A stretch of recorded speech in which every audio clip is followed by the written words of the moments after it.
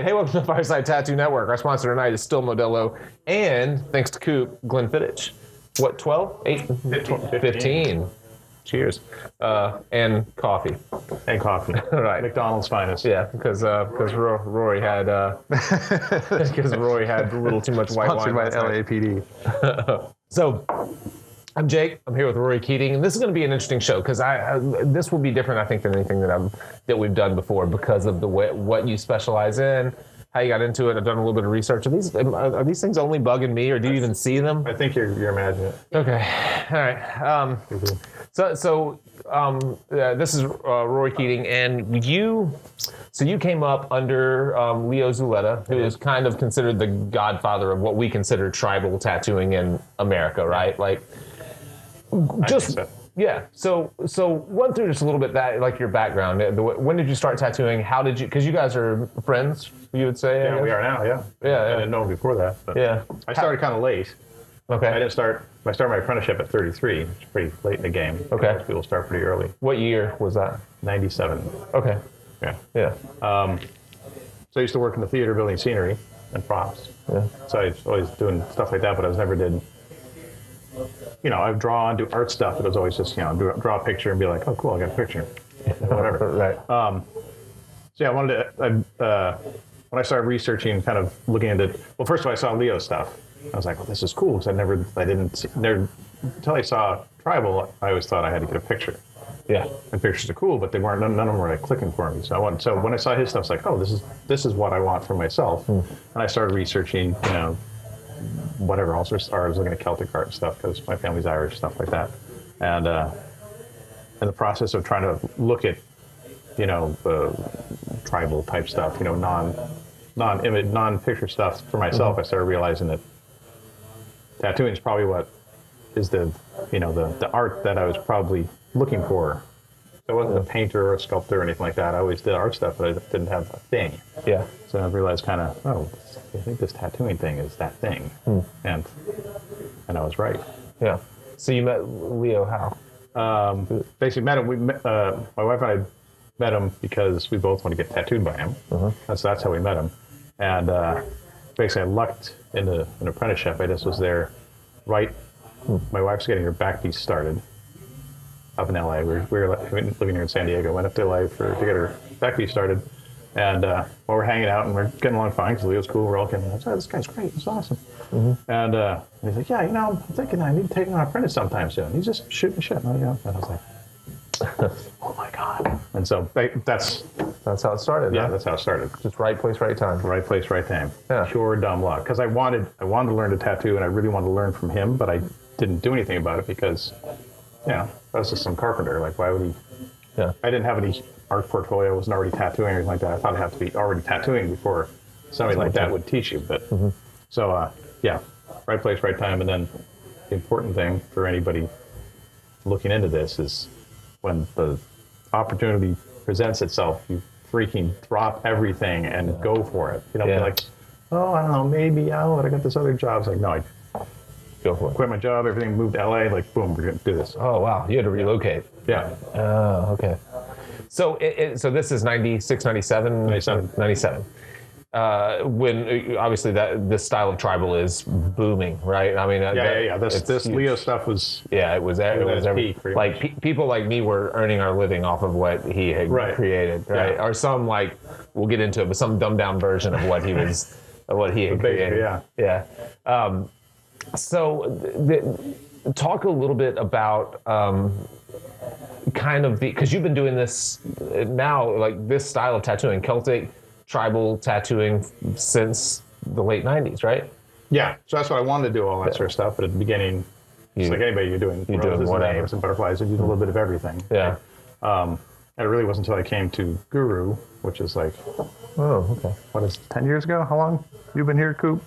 I've been here for 13. Going on 14. All right, so then I'm a little less than that. It's like 12 years ago or 13 years ago. Just great shop, and there's all these guys. Yeah. All these amazing artists. And so I walked in here, and all the other guys are like, oh, you do tribal? Cool, take all my tribal customers. I hate this shit. Yeah. So I'm like, yes. And so it wasn't until I came here that I could completely do tribal type stuff. So yeah, so you did do whatever it took to kind of pay the bills for a while, but always your goal being to do tribal tattoos. Yeah, that was a point. Yeah. Did it hit a point, because I felt like I went from doing all tribal or mostly, some. Let me just say, I didn't. We were ripping off, what we thought was good tribal, but tribal really took a hard nosedive as it gained in popularity, as far as flowing with the body, layout, the way that it's drawn, cramming butterflies in the middle of it, trying to put filigree in it, turn a tribal into a leaf or whatever you. Oh, trying to fancy it up. Didn't work very well, but a lot of us tried it, and it kind of took a nosedive after that. Did you feel that? Do you know if Leo felt that, or I guess because of his position, there's always been a market for him. If somebody came in and said, "I want you to put leaves off the tribal," we'd be like, "That's not gonna happen." So it was real easy. Yeah. I remember when I was. And again, I was not tattooing. When we first met him, we were talking about getting back pieces. I mean, I'm super white, right? So I was like, I don't know, I've got someone to get one of his back pieces. And so I was saying, that's a lot of black ink. It's going to look, I'm so pale. Can we do it like in brown or gray? He's like, no. I was like, yeah, but can't we? He's like, no. It's black. That's all he's doing. Of course he's right, Yeah.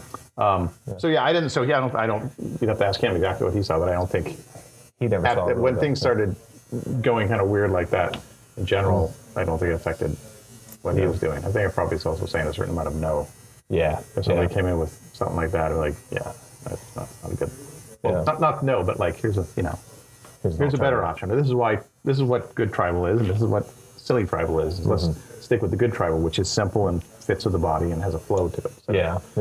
And I'll say, as a mid '90s tattooer, that was my first. I know the Japanese understood flow much earlier, but I didn't have a lot of exposure to that. I came up I was born into the tribal era of tattooing, and that was what taught me to follow the lines of the body as I moved into, or tried to move into the Japanese did, or the tribal did? Tribal. Oh, yeah, tribal did. That was the and.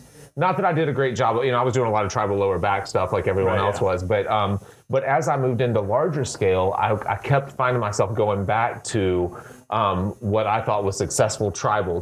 Like how it would wrap a deltoid and follow a tricep and then cut down and follow natural marks and use the shapes that were already existing.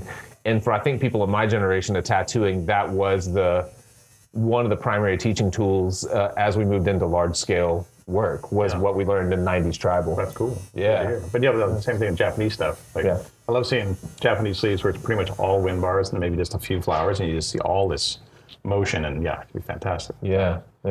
What about this kind of what I guess we consider the evolution of the '90s, or of Leo's tribal, where it's some of the black work, almost like some of the stuff that Charlie's doing, some of the geometry, the large scale black work that a lot of guys are doing that are very, very heavy, where like 90% of the body is black, and you have these small little slivers of skin that serve as the shapes that move your eyes through. What's your opinion on that work? Do you move into? Do you do any of that type of work, or I do. What's funny, like I like some of that really heavy stuff, but I don't actually have people ask me for it very much. So I always wonder if it's there's always true. Like when I really wanted to focus on doing tribal, I just finally went to my portfolio and took out every flower and butterfly and everything else. And even though it's still kind of newish, our first few years, and I only had tribal in there, so at least people would be like, "Oh, this is a tribal guy," whatever. But so I don't do a lot of the really super heavy stuff, so I don't post it on Instagram and stuff. And then I think in return, people don't ask for it. Because there's people I follow on Instagram, and everything they're doing is like this really bold stuff with the thin channels, and I think some of that can be really, really cool. People don't ask me for that much. Yeah. So I think some of that is being generated by the artists drawing that stuff in the first place. Yeah. Do you mind going a little bit into some technical stuff? Because I think that I think a lot of people from my generation thought like, well, I could get into tattooing because at the very least I could do the tribal stuff until I learned the rest of it. And then when you get into it and you realize, oh, that's the last thing I'll be good at. And you want to, you get dark outlines and gray wash. Exactly. Where the fill doesn't quite meet the line. You've got that like little sliver of skin in between the line and the fill. Do you are you working with? I didn't notice yesterday. You're working with rotaries or coils? Mostly coils. Mostly coils. I switched over. So So now what I use for, I was always coils. And what I've always used for fill is rounds, not mags. Oh. Which is weird. Everyone's Yeah. like, what you're filling? You're filling with a liner. It's like, it's not a liner. It's not tight. Yeah. It's loose. But then a couple years ago, we switched over to a swash drive whip for doing my solid fill, which I got turned on to by Coop. Because all the times people, because I do with black, so there's always one of the guys who's like, oh, dude, you got to try this new ink. It's amazing. And I tried the new ink, like, no, I'm going to stick with, I use dynamic. I've used always used dynamic. I use dynamic. And I was like, oh, you got to try this needle. You got to try this machine. Everyone's always saying, it's great for black. And every time I'm like, yeah, no, I'm using the same thing I did from basically the beginning. And then Coop came up with this swash drive whip. And I'm like, yeah, I don't know about that. That looks kind of goofy. And yeah, the thing puts the black in really good. Second generation. First generation's really soft and smooth. The second generation's good for black, and I don't know what the third generation is good for. Mowing your lawn. Yeah, you can't get this, and you can't get the first or the second generation anymore, which is unfortunate because I like both of those. One for grays and the other one for black. Yeah. But yeah, that's what I use now. I use rounds. I use like a 14 or 18 textured round. No kidding. Because this thing will drive that 18, whereas my old coil couldn't drive an 18 well enough. It wouldn't be. It'd be too much. It's like a bed of nails, right? Too many needles, it wouldn't penetrate the skin. Yeah, yeah. So the piece we were working on yesterday on Charlie, these big, super smooth, very saturated swatches of black. You're doing those with round shaders? Yep. Wow. And opened up. You're opening and be careful. So like, I've had some people say, oh look, I'm going to try that with the round. They go start trying to fill something with a round. That'll chew you up faster than a mag, and they just start using it like a mag, and then they scar people up. So you gotta be. I move pretty fast with it. Yeah. And actually, I'm really weird. For the past several years, what I've done is I go over to the whole, do a chunk of, fill maybe about this much with that round. Kind of quick, so it's like 95% black. It's not really all black. And I Bactine them, and then I go back over it with a 9 mag. Oh. Okay. Non-textured smooth 9 mag. So I find that the round makes it really dark, but not smooth. And for me, I can't get a mag dark enough. Oh, okay. I know that, so you're doing that in multiple... So Charlie's other arm was blacked out by Kevin here, and he used the mag, and that thing's black as hell. And I'm like, I don't know how he does that with a mag. So I used this, I did a double pass. They both passes are fast. Okay. And I think the Bactine overall, I think by the end of the session, the customers felt a total less amount of pain. Yeah. So that's that's in the same session. You're going through. Same session, yeah. Okay. That way, because that's the event, because if I went back, so by going over the second time real quick with the mag, with the Bactine on it, it doesn't hurt that much. Yeah, yeah. Yeah, absolutely. I agree with that. I find people that once you're, I think I do that a lot with blends, the transition from a light to a dark in a blend of color. I'll come back and try to make sure that's nice and saturated. And definitely that second pass, people are like, "Oh, are you even tattooing right now?" Yeah. It's amazing that, what miracle. I had a customer tell me, but years ago I heard about Bactine from a customer. She was getting tattooed by somebody else who used it. How often do you take technical advice from a customer? Right? Holy crap, you're right. Yeah. And I've been to conventions in Europe, and I guess like over here you can get lidocaine and Bactine over the counter, but maybe you can't. I guess you can't in Europe. Oh, really? So I've seen the tattoo supply booth selling little bottles of that we get for like $7 for like 25 euros. Oh wow! And I was like, I'm gonna start smuggling back to Europe. That's how I'm gonna make it. Yeah, that's how I'm gonna make my money. Wow, yeah, I didn't realize that. Same thing. I used Bactine for years at the end of a tattoo to kind of get the redness out. So while I was breaking down the station, I never used it during the tattoo. While I was breaking down my station, I would just saturate a couple of paper towels with Bactine, lay them on the tattoo, break down, take it off, and then take the photo. And I was getting my torso tattooed by Jeff Insminger a few years ago, and I hadn't been tattooed in a lot of years leading up to that. And he went through and he lined he went through and he lined the whole thing, and I got to the end of it. Of course, I'm traveling 10 hours, each way to get to him. And I get through all the lining, and my teeth are chattering, and I have a migraine. I'm miserable, and I was like, shit, I can't. I overestimated my toughness. I can't do it. I told him, I was like, dude, I don't know if I can finish this tattoo. And he was like, oh, just bring a couple of bottles of Bactine next time, and you'll be fine. I don't like to use them when I line. And what he does is he puts one bottle in his rinse cup, so he's rinsing in Bactine, and he puts another bottle in his Nalgene bottle. And so he's like, like he's rinsing in Bactine, he's wiping with Bactine the entire time. Okay. And like from there on, I was able to hang out, hold conversations while I was getting tattooed, no trouble at all. And it completely changed my approach. I'm like a Bactine junkie now with my clientele. Make all your gray wash with Bactine. Yeah, exactly. Mix it with gray wash with Bactine. One thing that's good for that is that, and Champ came up with this one, right? The foaming bottle.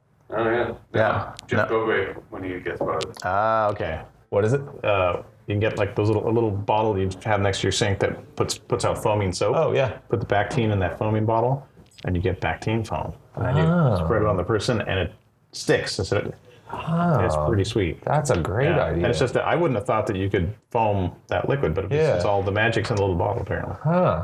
No kidding. So it just pulls air or something into the bottle. Yeah, I guess. What foaming bottle? Remind me of that. How do you? Yeah, where do you get? I guess you can just order them off of whatever Amazon. I don't know. We have to get them in like 3-packs or something like that. Huh. That's a great idea. Yeah. Am I giving away too many secrets? Am I giving away too many secrets? Okay. That's not. Yeah. I figured that one's gonna make people happier. That's just. That's a great. That's not gonna help. Scratchers. It's gonna make people. Yeah, exactly. That's a great nugget, man. I'll take that one for sure.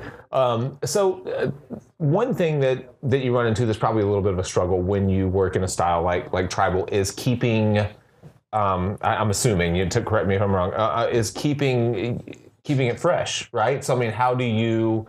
If you're laying out a back piece for one person or a sleeve for one person, we tend to have the way that we make marks, right? Like you make certain types of marks. So I'm sure the shapes that you make are pretty similar from person to person. How do you keep it unique? Do you find that your clients want that exact mark a lot, or? Well, it's easy because nobody gets this stuff anymore.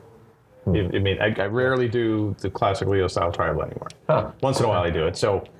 Basically, what people come, even though putting everything under sort of the tribal heading, this was the majority of stuff for years, and then that faded away and turned into Tahitian stuff. Okay. And so then, and that, like you're saying, how you apply the flow from this, you can apply the flow from this to all sorts of things. You can apply it to Tahitian and whatever else. And then that was big for a few years. Everyone came in, literally 50% of people walked in for like 4 years. They'd be like, yeah, I want to get something like this. They pull out their phone, and I'd be like, it's going to be a picture of the rock. It's always a picture of the rock. And the same thing, Leo said the same thing out there. Like, that's the thing. Everyone wanted to get the rocks tattoo, which is Tahitian style. And then that faded out and turned into Samoan stuff. So anyway, it stays fresh because people are asking me for different stuff. And now it's 50% Viking. Viking? Yeah, I wanted to do Celtic and Viking all the time way back. And like, I'd do like a few Celtic tattoos in a year. I don't know that I know what Viking is. It's superficially, it's like Celtic. Okay. It's not. But I mean, it's got a lot of knots and stuff like that. Huh, okay. So yeah, superficially, it's similar to Celtic. Huh. It must be that Viking TV show. Everyone gets really excited about that. And that's what, at least that's what the people are coming to me are asking for that stuff, which is cool because I always wanted to do that. So it's in the show. Okay, I was wondering how the clients knew about it, and I didn't. I haven't seen that show. I've heard about it. Heard it's a great show, but I never watched it. Yeah, I actually haven't really watched much either. But I'm reading up on all the art history.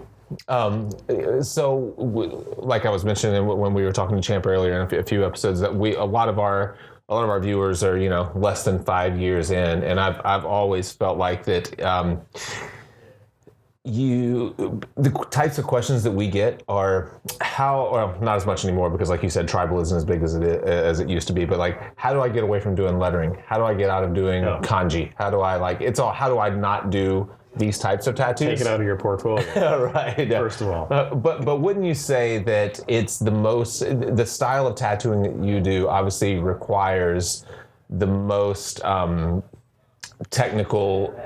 A mistake in what I do is very easy to cover up. A lot of big illustrative stuff I can scratch around for indefinitely and make it work, right? Mm-hmm. I can line stuff out with a 5 mag, scratch it in, layer over it, build on it. It doesn't matter. Okay. You make a mistake in a Celtic or in a it's over. Celtic one's tough. Like this, if you went a little outside the line, you just kind of pull the line. You just kind of fan it up a little bit. Yeah. But yeah, Celtic is bad. But a lot of it is right. With anything, when you're pulling a line, you're filling something in, you know if I screw up, I'm going to screw up in this direction, not that direction, or something like that. Yeah. And there's ways to fix things. The worst one is the Samoan stuff, which is these bands of repeating triangles and patterns. Yeah. And typically there'll be 2 parallel lines about 1/8 of an inch apart. And then there'll be a band, let's say, 1/2 inch 3/4 of an inch with the pattern in it, and then another 2 parallel lines an eighth of an inch apart running all the way down the arm, and like eighth of an inch. If there's like even a little bit of variation, you really see that. And that one, that's the one that's. That one, there's no margin. There's basically no margin for error. That one drives me crazy. I'm sure. I was teaching some of the apprentices and some people who did the seminar. We were doing seminars for a while with each other here at the shop and about different type of Polynesian sort of tribal. And so I was talking about the Tahitian stuff and the Maori stuff and the Samoan stuff. And I was like telling all the newbies, like when people come in asking for Samoan, don't even do it until you've been tattooing for 3 years because you're never going to get those 2 parallel lines. Yeah. That one's a nightmare. I'm tattooing a guy I've been tattooing for years, and he went and Samoan Mike, Samoan Mike. Oh, yeah. He got a full sleeve or 3/4 sleeve, I guess, by Samoan Mike, and I didn't know him until this guy showed up with the sleeve, and I was just like, I'd never seen anything. It looked like it was done by a laser printer. It was absolutely beautiful, and like you're saying, the exact type of marks that you're talking about. Yeah, because he does those things, and he just gets those lines exactly on every time. Absolutely perfect. And I was like, shit, dude. I was like, how long did that take? And he was like, oh, it was one sitting, did about 8-9 hours. He's like, and he just drew. He's like, he didn't draw the stuff. He just drew the big sweeping marks, and the rest of it he just did. And he's freehanded. He just freehanded. He didn't draw it with a marker. He just had the big sweeping marks, and he started tattooing the patterns. It's like, that is the definition of a master of his craft. That dude has got it down. And the way they do it when they do the traditional hand tapping Samoan stuff. So all that stuff is based on what they call the pea, which is like the big pair of board shorts. And they'll get that tool, they'll dip it in the ink, no markers, and they'll just go dot, dot, dot, dot. They'll just draw a couple of curves, like just dotted lines making a couple of curves. You look at it, it's like, that's nothing. And then they just go to town, they freehanding everything. And those guys, and they're doing a hand tool and getting that parallel line there like that. It's amazing. That's amazing. Yeah, absolutely. Yeah. Well, so how we were talking a little about booking before. How are you booking now? If people want to find you, getting tattooed. What do you do? You stay pushed out of ways? Do you close your books? Are you pretty well open? I've only booked out about 2 months, 3 months. Okay. Yeah. So I just book them. When I used to be booked out more than that, I'd do the waiting list like some of the other guys were talking about. But the waiting list is always problematic. So I put people on the waiting list, and then I'd contact them like 3 or 4 months later, and then a lot of people would have evaporated. Which is too bad. Like somebody walks in, and I'm like, that's a really cool idea. Yeah, let's do that. Come back in 4 months. And a lot of things wouldn't happen. People wander off someplace else. I don't know what happened, so I didn't get to do some cool tattoos. So now basically I try to, as the email stuff come in, I try to get them in and then start making the appointments. Yeah. And what's the best way to find you if people want to? Email, and like all tattoo artists, I don't answer my email frequently, but I do answer. Do you really texting? Actually, I do. So I texting. Oh, really? Yeah. I don't want to ask you to put your phone number out there. So, what's your email? It's not the shop email address. It's Rory@hobos.com. HOBOES. Oh, what is that? What is hobos? That's basically those left over from college. I had a bunch of friends who had a house, and we had a fake fraternity. Because we didn't like fraternities. So do the rest of the guys still use the hobos? So a friend of mine who's a computer guy set up the hobos.com thing years ago before anybody had email addresses, like way back in the 80s. And then several of us got the hobos thing, and that's what we use. Wow. Some of them have dropped it off because we've had the addresses for so long that they, like every spammer in the world has his address now, so you have to get rid of it. Like I get so much spam, it's nuts. But I've had the same. It's the only email address I've ever had. I've had really? Since probably since 89, I guess. 89. Yeah. Was there email in 89? There was email. That's what I'm saying. Nobody had email except scientists and academics. But these guys, my buddies were computer science guys. So we're going to set this thing up. Okay, cool. That's awesome. Holy crap. Well, you win the all-time Fireside contact info. All right. Who's the closest second to that? The 89 hobos email address. So there you go. You won. Yep. Man, that's awesome. And Instagram. So look at my stuff is Stormcrow Tattoo. Stormcrow Tattoo. Stormcrow Tattoo. That's my brand. Gotcha. All right. And so, and all black work. You're trying to focus entirely on tribal, Celtic, that type of work. Sometimes I put red in there. Oh. And some gray wash. That's about it. Yeah. Awesome. So I like Northwest Coast American Indian stuff, like stuff. Yeah. Yeah, I love that I stuff love too. that stuff. Yeah. Yeah, man. Dude, that was a blast. I enjoyed it. Thank you so much for taking the time. Hey, wait, can I add another technical thing? Because I Yeah, thought about no, talking I'd love about, to. about Yeah, the go for height it. of stuff. What I see all the time when you get people who are used to doing pictures, you outline a rose, you have a black outline, you color up the edge, whatever else. And so much tribal stuff, like if it's black and white, the skin is as much part of the design as the black is. Right. But I think people that work on outlines and color in lose sight of this. So when you start doing certain things like Celtic knotwork, if you make the knots too narrow, they're it's going to spread and they're going to get grayed out and mushy. It's going to look like crap. So you always got to leave a big skin space. And certain styles like the Northwest Coast stuff, it's based on carving, where they're carving out this thin negative space out of a wooden panel, right? And that's never going to. These designs were not designed to be for tattoos. Right. So if you take your typical one of those, somebody says, I really want this Thunderbird, and you take that and you stencil it, and you tattoo it, it looks great, it's going to be a failure in 5 years. Yeah. So all those ones, you basically have to like get a bicycle pump and like inflate all the negative space. Yeah. I'm glad And you all the brought time that I up. see people doing these things where they just like, get this razor sharp negative space. That's awesome. It's not going to freaking last. Yeah. I'm glad you brought that up. I think one thing that we forget, and I think definitely a lot of new tattooers that came up in the Instagram generation, where they're looking at a lot of photoshopped work and things like that. Photoshop? A couple of them photoshopped. I'm not going to call out any names. A couple of them you might know. I think one thing that people don't that they fail to recognize is that, from the standpoint of longevity, you don't get any lighter than the skin. It just once you have a healed tattoo, you're looking through skin at pigment. So if you punched in a bunch of white, you're looking through something darker than that white, and you'll always see the darker first. And I think it's one of the most common mistakes that we see. We get a lot of portfolios sent to us, obviously, because people are trying to problem solve all the time. And one of the most common problems we see is people packing in huge swatches of baby blue. And it's just like, dude, that person is very olivey. I can look at their skin tone. That's a olivey person. It's like you just created a disaster right there. And it's a focal point. It's a huge part of the tattoo. And so that's a great point. And Russ Abbott did a thing recently, and that's been a year or so ago now. He was trying to do these little he thought he was going to do some emails, I think, that were like these cool little tips. And he did one that was like where he had something like a tribal point, something coming to a point, and he was showing the value of like staying to the outside of his stencil rather than lining on the inside of his stencil, so that point didn't end up to like imagine these, but you're trying to keep something hollow on the inside, so it's not solid. If you're trying, So he's trying to keep, so he's trying to make sure that you don't end up with that line that does this for too long.